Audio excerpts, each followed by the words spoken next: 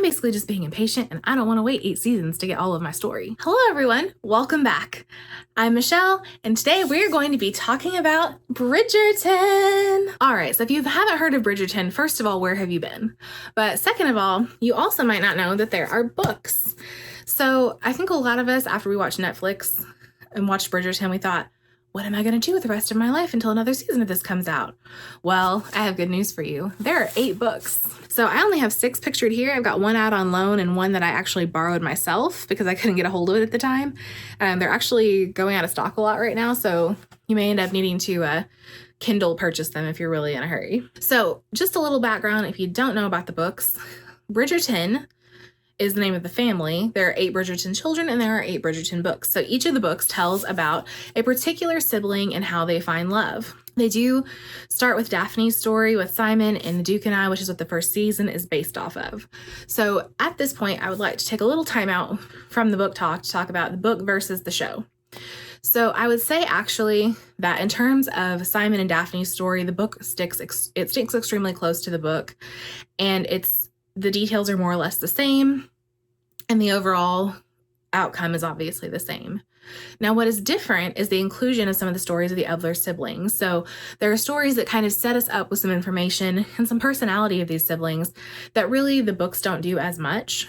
So in that first season, we get a lot of Anthony with this opera singer, Sienna. We get quite a bit of Benedict with his art. We get Colin with his incident with Marina, which I will tell you does not happen at all in the books, but Marina's story will become important for one of the later books, so I'll come back to that. You also get little bits of, Eloise trying to discover who Lady Whistledown is. We get quite a lot of Penelope Featherington. Even though in the books we don't get nearly as much of the Featheringtons in general, we get a lot of Penelope and the Featheringtons in the show because some of the things that are happening, obviously with Penelope, are very essential to the story. So we have to kind of keep up with her as things are going along. Continuing on there, we also have a very brief introduction to Francesca, the middle sister, I suppose she is, or next to youngest. No, she's the next. Yes, I guess, are there? Yeah, there's 4 of them. So yeah, she's the second youngest. We get a very brief introduction to Francesca. I think she pops up in just a couple of episodes very briefly. And then we also get a little bit of Hyacinth and Gregory, more so Hyacinth, very little Gregory in the first season. But we do kind of get, for the most part, a little taste of everybody so that we know who their characters are, which will serve the show very well going forward. Now, it doesn't really work that way so much in the books. Obviously, you can't talk about a Bridgerton girl without talking about the rest of her siblings, so they do pop up in the first book, but definitely not to that extent. And they definitely don't have their own storylines going in the background of Daphne and Simon's story. It really is just focused on Daphne and Simon and tells things in third person from their points of view. So that'd be third person limited if you're an English person like I am. The second book goes into Anthony's story. So they tease this at the end of season 1, where Anthony says, you know what, it's finally time for me to settle down and get a wife. This is his story. They already talked about who they've cast as Kate, who is his love interest in this book. And I think she's going to be great. They did change her last name, I assume, because which I think is really cool. They've gone with a much more diverse representation of all of these characters. So I think they changed her name probably to make it make sense for the character. But this book is probably it's either my favorite or it's like my second favorite. I'm not sure, but I absolutely love this one. This makes Anthony's character so much more interesting, and you really realize, because in that first season of the show, he's pretty much a total jerk. You kind of realize where some of his jerkiness comes from in this story, because you get a lot of background about what things were like for him when his father died, which was a really important moment for him. And he was the oldest, so he remembers it the best. And next up, we have Benedict Story. So we start out with Daphne's, then we just go in order for a while. So actually, I think we maybe go in the order for almost all of the rest of them. So then this one is Benedict Story. This is an offer from a gentleman. You might notice on the front, there's this single shoe. So this is my beef with this book. I liked Benedict just fine.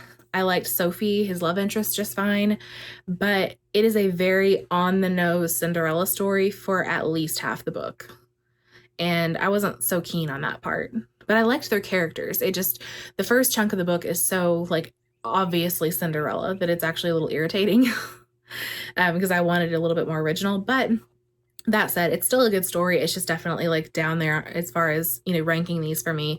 But in terms of quality, I would say these are all pretty much equal. They're all equally consistent in quality. Just whether or not you like certain aspects of the story, I think, is what's going to make a difference for how they rank to you. Next up is one that I'm missing. So I'll just put a picture of it right here for the cover. But it's called Romancing Mr. Bridgerton, and it is Colin's story. And I don't want to spoil a lot. Although, I mean, I guess you're going to read, if you read that, you're going to read the back of the book anyway.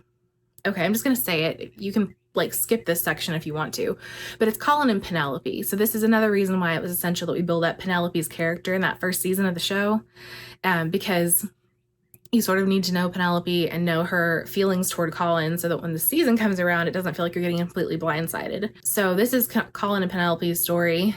It's another one that kind of comes about in a little in a different and interesting way and results in some really important things. That's also, and again, if you don't want a spoiler, just stop right here for a second and skip a few, I don't know, skip like a minute or something. So you find at the end of the first season of the Netflix show that it's Penelope all along who has been Lady Whistledown. And in the books, you actually don't know that. In the books, it's not until book 4 that is revealed through some incidents that happen with Penelope and Colin. So it actually is a huge point of the story in that you don't know who it is that causes some interesting issues. So that I really love that book. It was extremely good. I am waiting for it to not be on back order. It's been on back order for a while, and I'm just hoping that Amazon gets it to me fairly soon, because I wouldn't mind rereading it actually. But I think their story was really cute because it was definitely one of those kind of loves that snuck up on especially him. She's obviously pined for him for a long time, but for him, that was a new concept. And I really like Penelope, so I was excited about it. Next up is another of my favorites. So you can't watch Bridgerton and not kind of love Eloise because she's kind of a nuisance, but she's kind of endearing also because she's very different from the rest of the girls. So this is her story, and it's called To Sir Philip with Love. And I'm not spoiling anything that's not in the first 10 pages here. So basically, she started corresponding with Philip Crane, who lost his wife, who is Marina. So from the season of the Netflix show, we know that Marina Thompson was pregnant by George Crane. George Crane passed away in battle. His brother Philip came and took Marina away to marry her and take care of her. And so this is actually, that's those two characters that are in this book that are what we're dealing with now. So again, that's one of those kind of breadcrumb things she dropped off early so that when we get to this point that this makes sense and we actually get to it in the show. So basically, Eloise loves to write, and she loves to write letters. So she has been corresponding with Sir Philip. She just initially wrote him a condolence note to say that she was sorry for his loss, and it just turned into this pen pal type situation, which resulted in him proposing in a letter. And that's where at the end of the previous book, you see Eloise kind of like disappear off at this party, and this, like, it has to do with where she's going here. So this one was so interesting because it was so different and I loved it. So if you like Eloise, she's still very much the same character in these books. And you do get pieces of her, you know, with the other siblings throughout these as well. But again, she doesn't have her own full storyline until you reach this point. Next up is When He Was Wicked, and this is Francesca's book.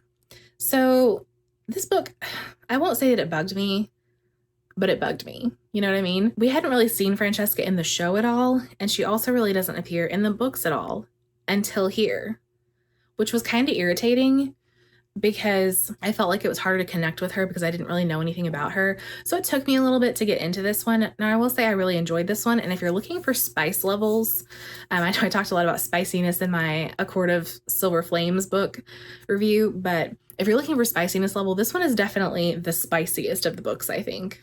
In terms of those scenes. She's a very interesting girl. She's different from her sisters as well, and in a different way than Eloise is different, but she has kind of her own demeanor that makes her a little different. She's not so outspoken like Eloise is. She's just, I don't know, she's a little bit more distant from her family. But the love interest in that one is also good. I like that all of these stories kind of have a different way of coming about things, but that one was good. It's still not my favorite, I think, just because I still don't feel as connected with Francesca just because she was left out of so much elsewhere, but it's still good. This is one where we get out of order again. So this is Hyacinth's story. She's actually the youngest. It's called It's in His Kiss. And I'm not going to lie, this one gives me that her love interest in this is named Gareth St. Clair. And his storyline kind of gives me in a roundabout way, like the same vibes as Duke of Hastings story in the first book. Not that it has caused him quite as much stress as it did for Simon, but just something about his relationship with his father felt very similar to me. But you do get tons of Lady Danbury in this book. So if you're a fan of Lady Danbury, she's also quite a bit in Romancing Mr. Bridgerton, Colin's story. But she's really in this one a lot because she is Gareth's grandma. So she plays a large part in things. And of course, Lady Danbury is always great time. And then the very last one is Gregory's story. Again, I kind of had the same problem with him as I did with Francesca, in that I felt like I really didn't know him at all. He's very young in the Netflix series. And by the time we get here, he's only had really one big moment that I can think of with the rest of the family where you like really saw him. And that was in Eloise's book. I mean, it's not bad, but I just feel like it was, I don't know, I just didn't care as much about Gregory as I did some of the other characters. You know, it just goes. But if you like the Netflix series, I would definitely dive into these. Now, if you're looking for the spice level of the Netflix series, you're not going to get that here. These are definitely a bit lighter in that way. I mean, the scenes still exist, but they're just not as explicit as they are in the series. And if you know what I'm talking about, you know that's episodes, I think 5 and 6. So you're not going to get that level of it, but the love stories are still beautiful. The family is still a lot of fun. I absolutely love Lady Bridgerton, their mother. She's the best.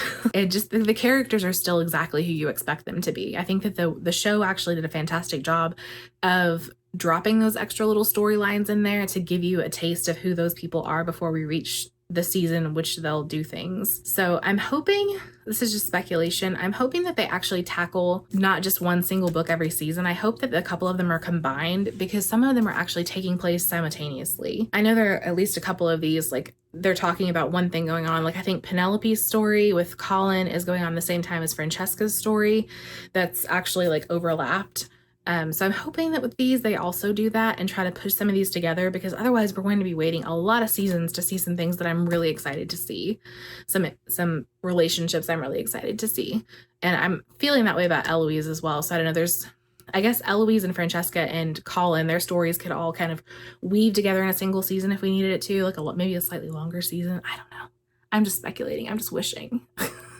So anyway, I'm basically just being impatient, and I don't want to wait 8 seasons to get all of my story. So there you go. Also, I want to touch on one last thing here. There are second epilogues in all of these newer copies of the book. And there's also another book that's, I forget the name of it, but it's another Bridgerton book. I think it's labeled as book 9, but all it is, it's the second epilogues of all 8 other books put together, plus one novella about, I think it's about Violet, Lady Bridgerton, when she was younger. That's all that really is. So unless you're just really interested in that one short story, if you pick these up, you're already going to have the second epilogue anyway. So you may not want to waste your money. You may just want to be a library borrow or something. So anyway, that's all I have about Bridgerton.